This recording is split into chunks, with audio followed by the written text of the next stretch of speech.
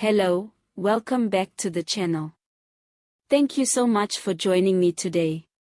Before we get into the story, please subscribe if you haven't already, and stay with me right through until the end because I'll be sharing all the sources so you can verify the news for yourself. Today we are unpacking a news story that's been generating serious conversation across the country. Four illegal immigrants have been sentenced to 6 months in jail before being deported back to their home country. This development has stirred debates about migration, justice, compassion, and national security, all wrapped into one. Let's break it down together, naturally and fully. To begin, imprisonment before deportation is not new in South Africa, but each case carries its own ripple effects. In this instance, 4 individuals were found to be in the country without valid documentation. After their arrest, they face court hearings, and the magistrate sentenced each of them to 6 months behind bars. Once their sentences are complete, deportation proceedings will follow.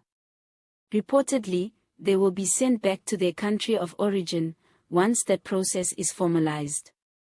Let's talk details. The arrests reportedly took place during a routine law enforcement operation.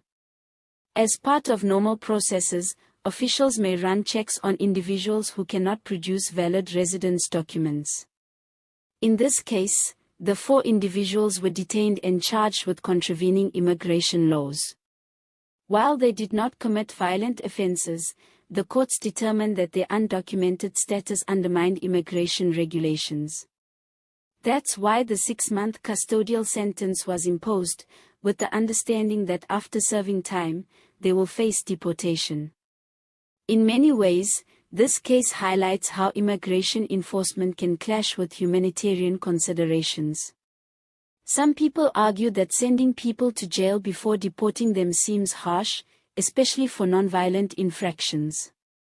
Others say that enforcing the law consistently is important to maintain fairness and deter illegal entry.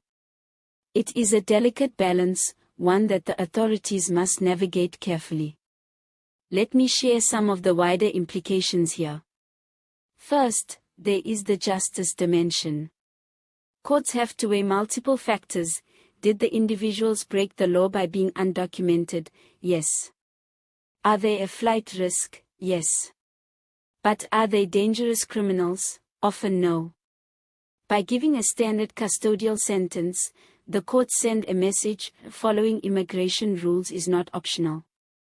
That said, sentencing someone to jail for being undocumented can be viewed as punitive. It doesn't leave a lot of room for leniency, for recognizing that desperation or confusion may be at play. Then there is the human story. Everyone behind those numbers is a person with a story. Maybe they fled economic hardship, conflict, or instability. They may have come in search of work, safety, or to support family. If that is the case, detention is not only a legal consequence, but also a human ordeal. 60 days or 180 days in jail means lost income, severed ties, emotional stress, even if this is what the law mandates. These are not just cases, but people whose lives are upended. Third, there is the broader policy debate. If courts routinely sentence undocumented individuals to jail before deportation, what does that do to South Africa's correctional system? Prisons are already overcrowded, and holding people who are not violent offenders places strain on resources. Some argue that alternative measures, like community service, reporting requirements, or electronic monitoring, might be more humane and cost-effective while still achieving the goal of processing deportations. For other residents, there is a reassurance element. They may feel that law enforcement is doing its job, that regulations are being upheld. Some believe that strict enforcement helps to safeguard job opportunities and reduce crime risks. Others worry that it alienates migrant communities further. Mixed reactions are expected because immigration is one of those issues that brings out strong feelings on both sides of the spectrum. Another angle to consider is how deportation agreements are managed. Repatriating people legally involves liaising with other countries, ensuring documentation is issued, and providing safe means of transport. It is not something that happens automatically. Even after 6 months in custody, people cannot be sent away until all diplomatic arrangements are in place. That means additional bureaucracy, costs, and sometimes delays. We also have to ask what support systems are there for someone after deportation. Are they returning to a situation where they can work safely? Are there services available to them? South Africa's responsibility technically ends at the border, but morally, there are questions about whether returning people to difficult circumstances is faint-hearted or simply unsustainable.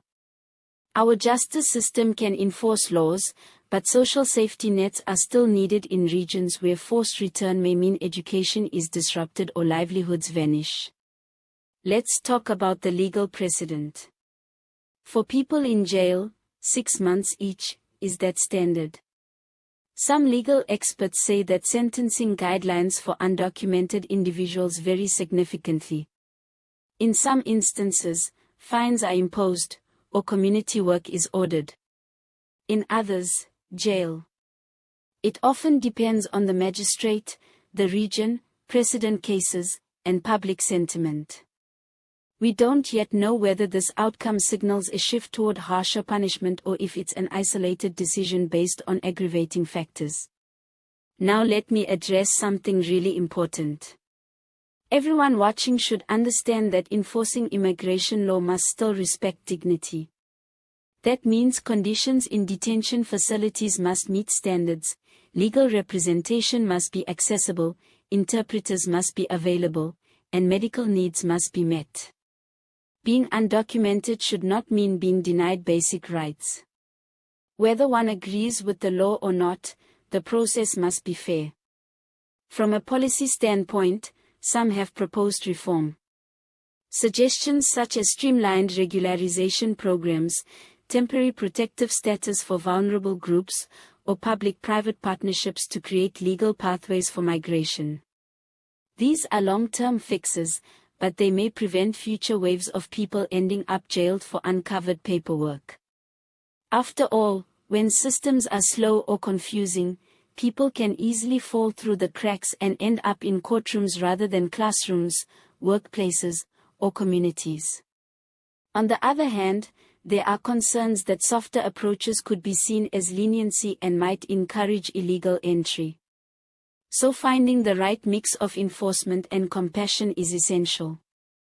The broader public wants security, but also community harmony.